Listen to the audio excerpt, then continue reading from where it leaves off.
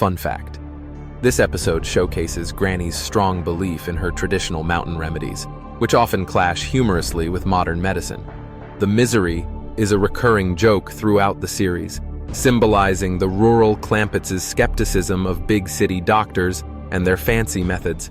Come and listen to my story about a man named Jed. A poor mountaineer barely kept his family fed. And then one day he was shooting at some food, and up through the ground come a bubbling crude oil, that is, black gold, Texas tea.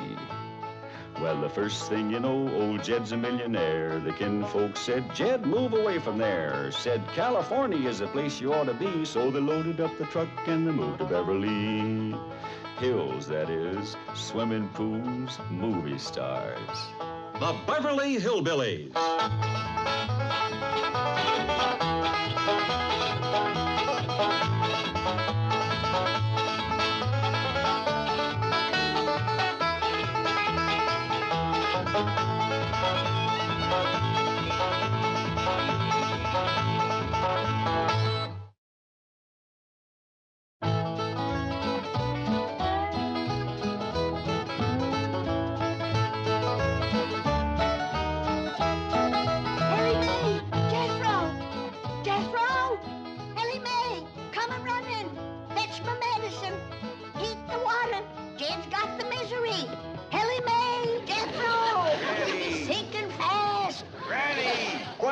I ain't as sick as all that. You get back into your bed and stay there.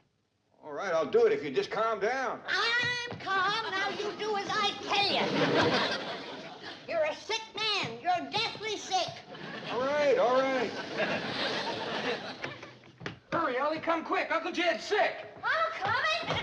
What can I do to help? Get them varmints and them critters out of here. Don't you know your pa is sick? Yes, ma'am, Granny, but don't worry, they won't catch nothing. Get him out of here. Get him out. Jethro, you go get me a mud dauber's nest, some rich weed, some dog bane, some stump water, dried beetles, and some lizard eggs. I got doctoring to do. I ain't never known Pa to be sick before. That man's never ailed a day in his life. What you reckon it is? City living, that's what it is. There ain't enough outdoors for a mountain man like Jed. They keep filling it up with buildings. First thing you know, all the outdoors is gonna be indoors. Granny!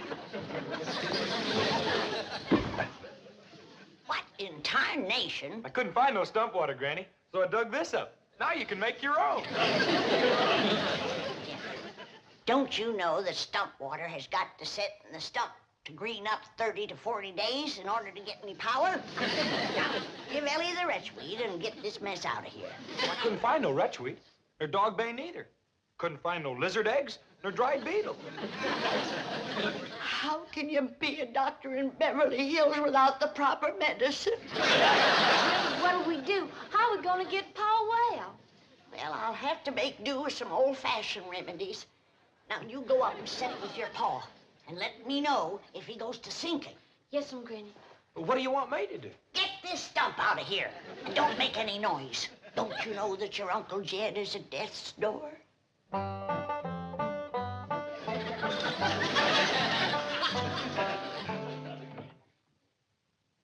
Bluey.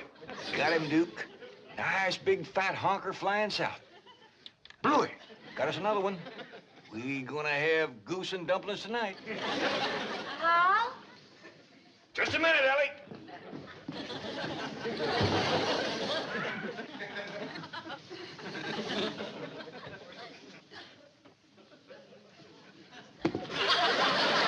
Come in.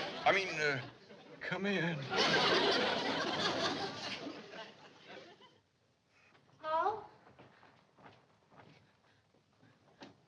Pa, I'm terrible worried. You ain't never been sick before. Don't you worry, Ellie. Ain't nobody better at doctoring than Granny. But Pa, Granny can't find the proper medicine, and you might sink away and pass before she can save you. No, Granny will pull me through. I'm scared for you, Pa. Oh, now, Ellie, don't go to crying. Look, if you can keep a secret, I'll tell you the truth. I ain't really sick. I'm just pretending for your granny's sake. What you mean? Well, remember back home how folks was always coming over to our place to let Granny doctor 'em? Yeah. Remember how happy it made Granny? Yeah, especially if one of them got better. That's right. Folks out here got city doctors, and they don't need Granny, and she misses is something terrible. You reckon that's why she's been so down in the mouth here lately? Of course. You should have seen her when I told her I was ailing. Why, she commenced to bouncing and jumping around, worrying about me being at death's door. I ain't seen her so happy in a year. Hold on, Jed, I'm a-coming. Hurry with my medicine, Jethro.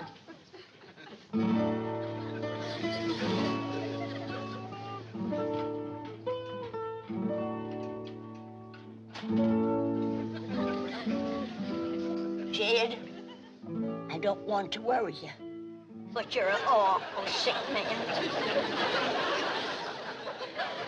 Granny. Shh. Save your strength.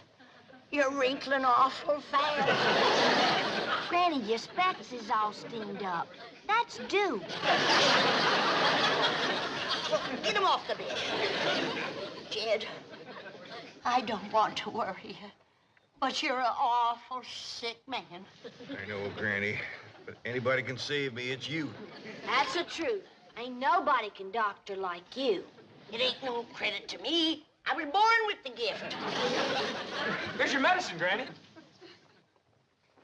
Hey, Uncle Jed, you don't look sick to me. Hey, come on, let's you and me go hunting. Come on. Hey, look, see, Granny, he's dressed to go hunting now. I'm ashamed of you. Now, Granny, Don't you know that every mountain man wants to go to his reward with his boots on and his gun at his side? Now, cover him up. Not all the way. He ain't gone yet. I ain't gonna let you go, Jed. Thank you, Granny. Let's get busy. Jethro, get my medical tray and set it on the bed. Yes, Granny. Ellie Mae, shut the door and the windows. We gotta trap them city germs that's in here and commence to fighting them. Yes, I'm Granny. Jethro, drop this in my boiling water and get my vapors to fusilating. This is a make-do remedy, Jed. Because Jethro couldn't get me any stump water, dog bane, or lizard eggs. What is it you're fixing to give me, Granny? Brand new, Jed. It's in the trying out stages.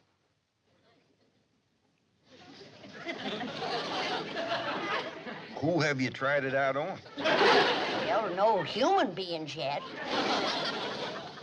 But I did give it to that big black bear that used to come around the old cabin honey stealing all the time. By doggies. I believe that's his hide hanging there. Here, Ellie, light the fumigating candles. Jethro, start a fire and throw some of that skunk weed on it. I'll put them germs down with my putting down powder. Nothing can live through this, Jed. I believe you, Granny.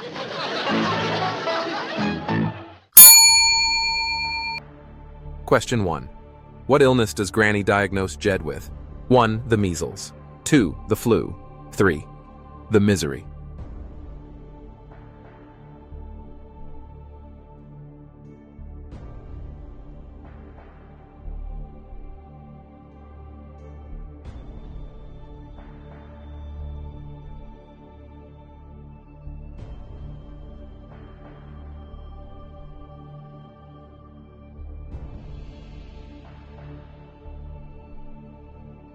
Question 1. What illness does Granny diagnose Jed with? 1. The measles. 2. The flu. 3. The misery. The answer, she diagnoses him with a case of the misery.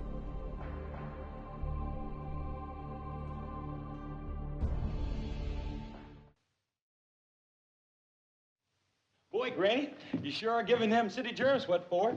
Betwixt fusilating vapors, fumigating candles, and putting down powders, them germs just gotta give up. I'm gonna save that poor, sick, miserable, frail old man, or my name ain't Doctor. Granny!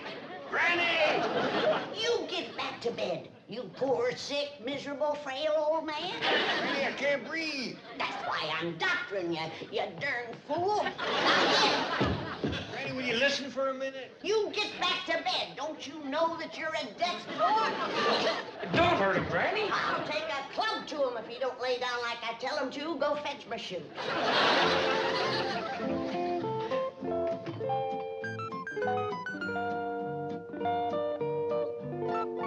3, 4. Hop, 2, 3, 4. Hop, 2, 3, 4. Wait a Mr. Drysdale? Oh, good morning, Ellie Mae. What you doing? Well, I'm taking my morning constitutional. You are? Yes. It's got me in the best shape since my army days. Here, feel that. And they say bankers are soft, eh? Well, you sure are nice and soft. Maybe by mountain standards, I'm no Tarzan. But I assure you, my Beverly Hills physician is going to be amazed when he examines me this morning. How come? Because of my condition. You know, every morning I walk all the way from my front door across your lawn and over to that bird bath. Why?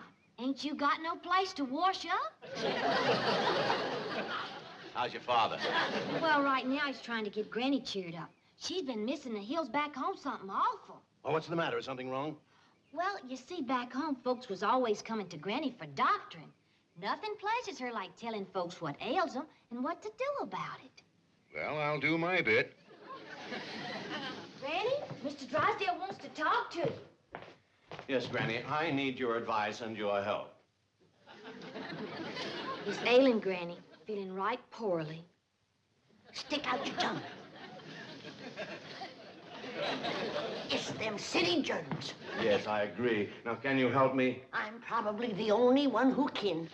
Jethro, get him up to the sick room and see that he gets to bed right away. No, I don't have time for that. Just a little poultice or something I can take with me to the office. Get him up to bed, Jethro. No, really, it's not that serious. Besides, I have an examination at 10 o'clock. You'll get examined when I get around to you. Now give him up to bed, Jethro. Yes, then you Granny. go find me some stump water. Wait, stop! I haven't got time for this. I've got to get down. You need patience. No stump water. It ain't easy being a doctor in Beverly Hills. Uh-huh. Yes. Fine. All right. Thank you, Mrs. Drysdale. I'll try there. She thinks he may have stopped at the Clampetts next door. You're going to be amazed when you examine the chief. I am? He's in splendid physical condition. Been walking every morning. To the bank. No, it's the neighbor's bird bath. But it's a nice little jaunt. Well, I'm glad to hear it. Most bankers are soft as marshmallows. Till you try to borrow money from them. Oh, hello, Granny. Jane Hathaway here. Is Mr. Drysdale there? May I... What? Sick in bed? At your house? Well, I'll send his doctor right over. What's that? I said he's already got the best doctor in Beverly Hills. Now, excuse me, I'm too busy to talk. She says he already has the best doctor in Beverly Hills. I'd better get over there right away. Best doctor in Beverly Hills? How can there be two of us? Pa, it's me, Ellen. Come in. Mr. Drysdale. What are you doing up here? A funny thing happened to me on my way to the bird bath. Granny be up here directly to give you some more medicine. Oh, no, not me. I'm getting out of here. Ellie, leave the room. What did Jethro do with my clothes? I only give them to Granny to have them fumigated. Well, clothes or no clothes, I am leaving. You ain't got no chance of getting down them steps. Granny watches them like a hawk. Let's go take a look out the window. Well, it's pretty far to jump. Well, maybe you can make her that limb of that tree yonder. Well, I'm in pretty good shape, but not that good. Shut that window! I just had these germs put down. Now you open the window and let them in again. Well, Granny, Mr. Drysdale feels pretty good. I think maybe he's well. You get back to bed. Oh, no, he's right, Granny. I feel wonderful, perfectly marvelous. Of course you do. I've been doctoring you. Oh, and you're sensational. You know you've made me well. I had you well. Then you opened that window and breathed in some more germs. Oh, no, I didn't. Honest. I opened the window, but I didn't breathe. Oh, I swear it. I held my breath, didn't I, Mr. Clampett? Granny, I swear I ain't actually seen him take a breath in 5 or 10 minutes. Lung lock. That got him breathing, but he's still wheezing an awful lot. You get into bed. Get into bed. I've got to get to the bank. You gotta get into bed. No, really, I can't. You know that your life is hanging by a thread. Get into bed. You darn fool and lie down. This calls for a different kind of medicine. I'm going down to the kitchen and whomp it up. Neither one of you get a foot out of that bed, you hear me? You just lay there and listen to that music. And be glad it ain't harps you're hearing.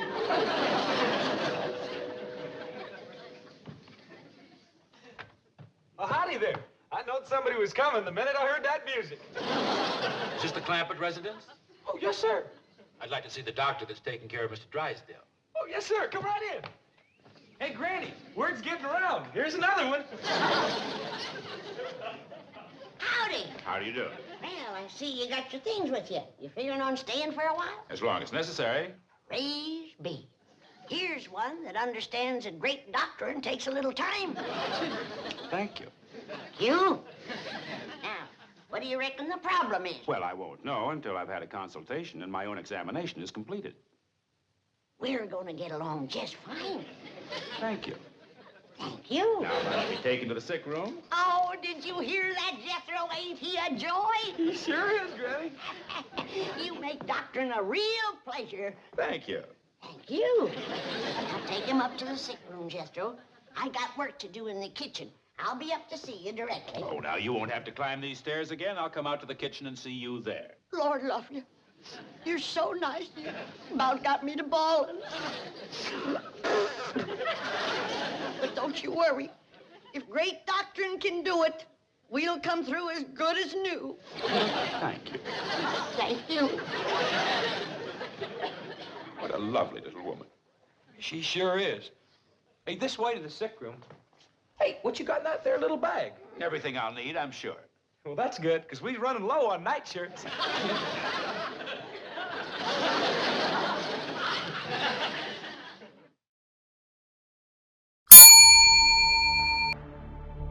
Question 2. What does Granny think will cure Jed's and Mr. Drysdale's misery? 1. Rest and relaxation. 2. Her homemade tonic. 3. A shot in the butt.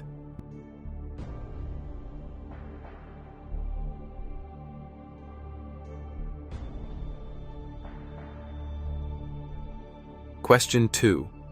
What does Granny think will cure Jed's and Mr. Drysdale's misery? 1. Rest and relaxation. 2. Her homemade tonic. 3. A shot in the butt. The answer: a concoction of her homemade tonic with a few substitutions.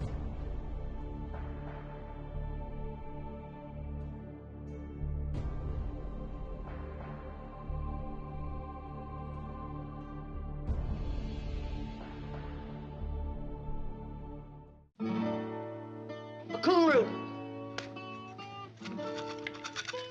Snake wort. Turpentine.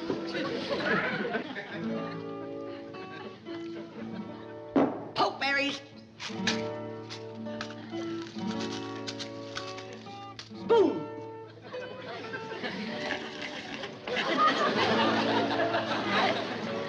Sulfur. Salt water. Ain't got none, Granny. Corn squeezins.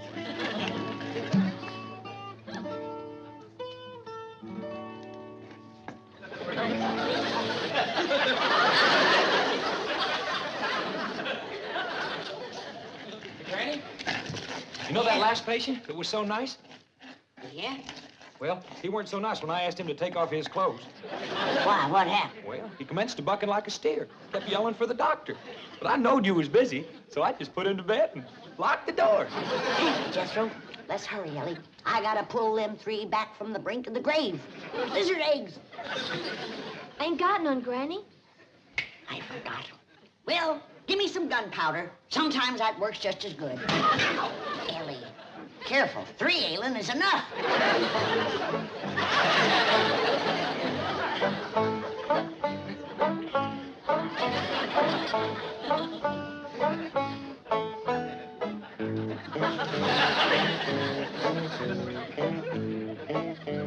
Either one of you fellers know any funny stories? Well, the good doctor there usually regales his patients with a few of the latest. How about it, Doc? All right. Have you heard the one about the busy doctor who made a house call, was seized, forcibly undressed, and thrown into bed? No, what happened? Well, his patient was a rich banker. So this busy doctor doubled his fee. And if he has to stay locked up here much longer, he's going to triple it. I didn't ask you to come here. But if you're going to charge me, then by George, you're going to examine me. So get your bag of Tinker Toys and get at it. Show a little more respect for the dignity of the medical profession, shall we?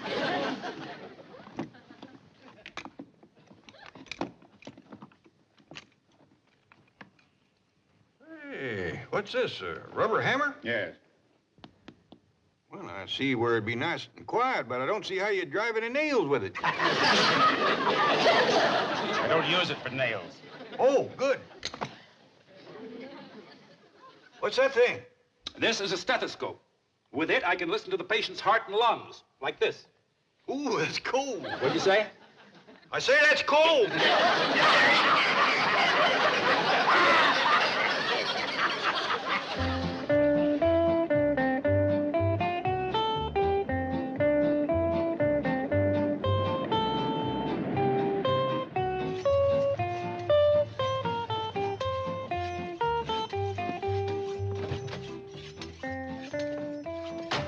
Jethro, how's Mr. Drysdale? Did the doctor treat him? Oh, yeah? But there's terrible trouble, Miss Jane. That last batch of medicine blew up and pretty near ruined the whole kitchen. Medicine blew up? Well, yeah. My granny said it was mixing the corn squeezins and the gunpowder that did it. Jethro, would you please explain what you are talking about? I haven't got time now, Miss Jane. There's 3 sick men lying upstairs in bed, and I got to get these things sharpened so's Granny can go to cutting on them. What? Well, yeah. Without we got no medicine, this is the only thing that'll save them. Jethro, try to be calm. Now, is Mr. Drysdale one of the men that Granny's going to cut on?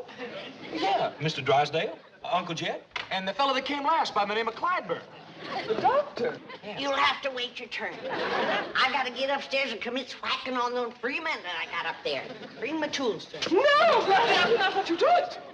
Now, I've had enough fighting with muley patients, more than I can take today. Now, Ellie Mae, you get her out of the way and keep her out. Sorry, Miss Jane. You come with me. I don't think Jed will put up a scrap, but them other 2 might have to be held down. Granny, please come back. I beg of you.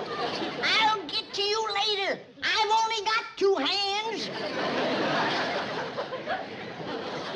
Ellie Mae, we have got to prevent Granny from operating. She ain't gonna operate, Miss Jane. She's just gonna whack off some of their hair and fingernails. Hair and fingernails? She'll dig 3 little holes in the ground, bury it, say some magic words, and that throws a spell on their sickness. Yeah. Ah. Ah. Ah. Ah. Ah.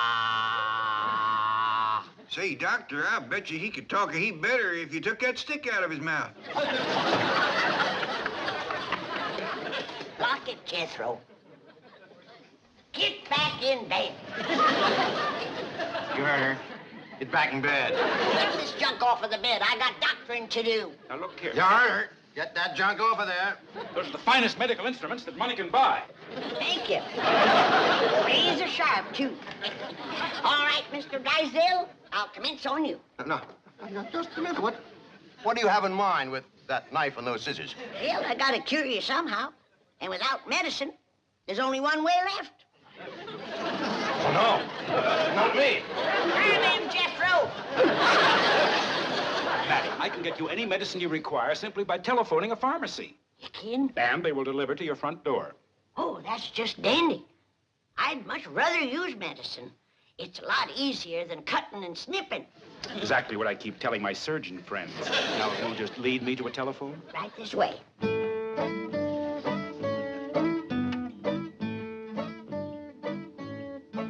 Child's Pharmacy?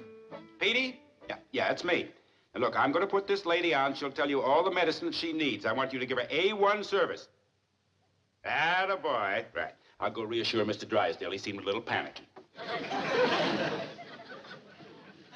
Hello? You got a pencil to mark this down with? All right. Now, I want a quart of good, raunchy stump water. The kind that's been aged in the wood stuff. It's been sitting there from 30 to 40 days, and it's nice and green. Wait a minute. That ain't and all. I want a heaping cupful of lizard eggs, a double handful of dog bane, and a couple of dozen of dried beetles. And I want a mud dauber's nest. And I mean a big one. Don't send me over one of them little two-holers. Everything all right? Who wants to talk to you? Yeah, Petey. Now, look, I don't care what she ordered. You get it over here fast. No, this is no gag. Now, look, you pride yourself on having the finest supply of pharmaceutical... Hello? Hello? Yeah, no. Well, I'll call another pharmacy. Oh, that won't do no good. You just can't buy proper medicine here in Beverly Hills. Jethro! Yeah, Granny? I'm gonna have to go to cutting and snipping on those 3 sick ones. Oh, not me. I'm getting out of here. Get him, Jethro. Ellie Mae! Yes'm, Granny. Dig me 3 deep holes out and back. Right away, Granny.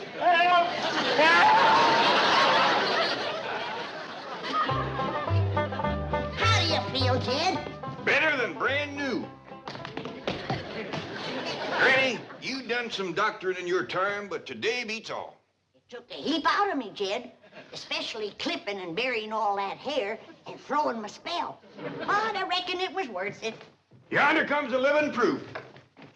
How do you feel, boys? Fine, Doctor. Oh, just fine.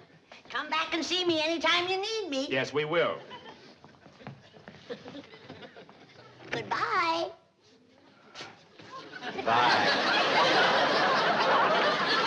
Bye. You did take considerable hair off them, Granny. Had to. Their nails were so short. Well, it's a small price to pay for good hair.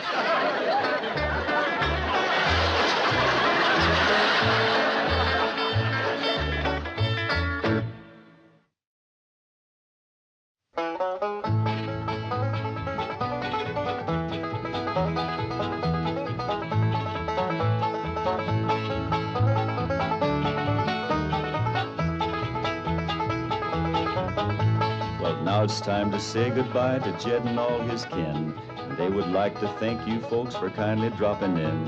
You're all invited back next week to this locality to have a heaping helping of their hospitality. Hillbilly, that is. Set a spell. Take your shoes off. Y'all come back now. Here? This has been a Filmways presentation.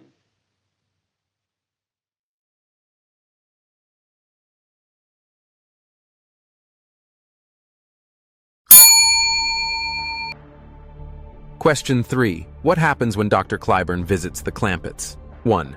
He is mistaken for an oil tycoon. 2. He tries to treat Duke. 3. He ends up being doctored by Granny himself.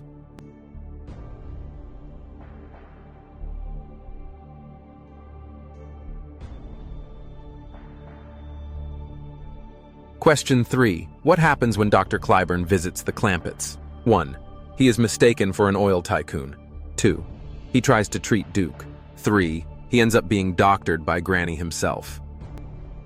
The answer: he ends up being doctored by Granny and tries in vain to find some of her hillbilly medicine in Beverly Hills.